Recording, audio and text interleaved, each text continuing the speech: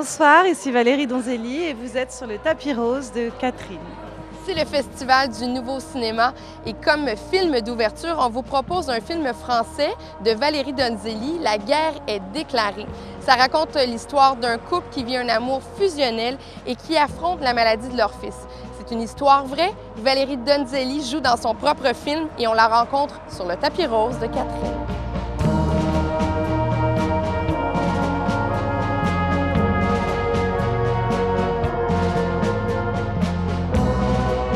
Bonjour Valérie Donzelli. Bonjour. Bienvenue à Montréal. Merci. La guerre est déclarée, comme La Reine des Pommes, sont des films très intimes. Ce sont des films qui sont inspirés de votre vie. C'est naturel pour vous? Vous n'irez jamais vers une fiction pure? Si.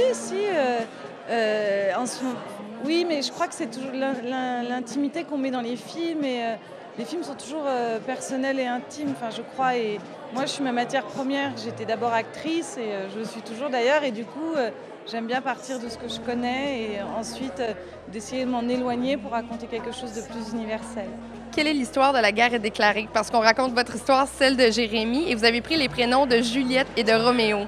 C'est très romantique.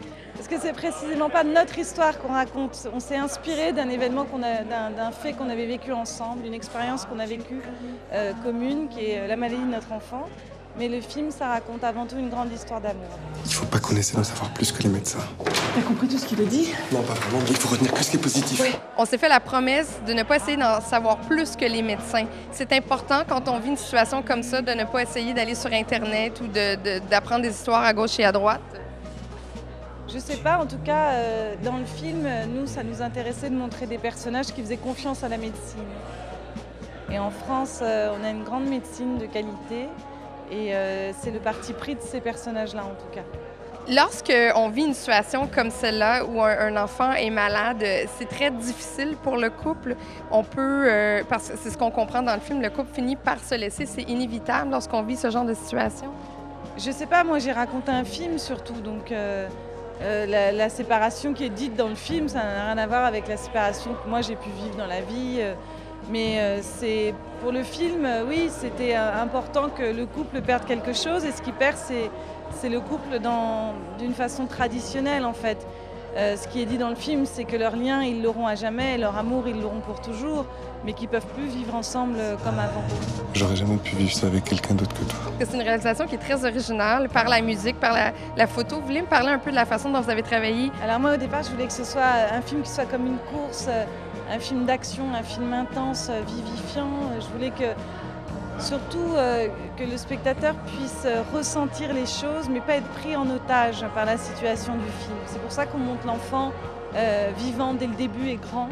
Je voulais raconter et faire un film qui soit émotionnel et dans le rire et émouvant, mais pas quelque chose qui soit mélodramatique. Valérie, vous allez faire partie du prochain film de Denis Côté. C'est intéressant, vous allez tourner dans un film québécois. Oui, tout à fait. Je trouve ça évident de travailler avec lui parce que c'est quelqu'un qui a un langage bien à lui. Et quand on est actrice, ce qui est intéressant, c'est de se fondre dans l'univers d'un réalisateur et puis d'être dirigée par quelqu'un qui a de la personnalité et de l'intelligence. Et je crois que ça, Denis n'en manque pas. Le film de Valérie Donzelli prendra l'affiche le 14 octobre. Bon cinéma! Shall we go home?